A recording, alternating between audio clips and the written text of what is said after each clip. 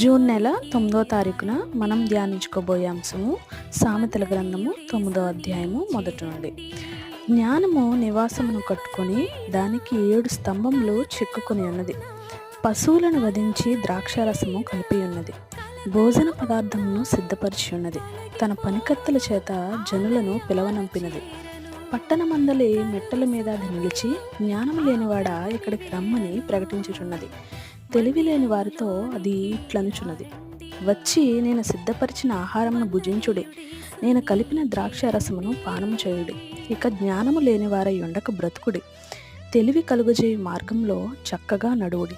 అపహాసకులకు బుద్ధి చెప్పువాడు తనకే నింద తెచ్చుకొనును.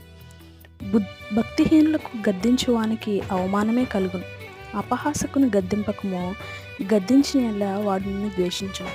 జ్ఞానము గలవాన్ని గద్దింపగా వాడు నిన్ను ప్రేమించును.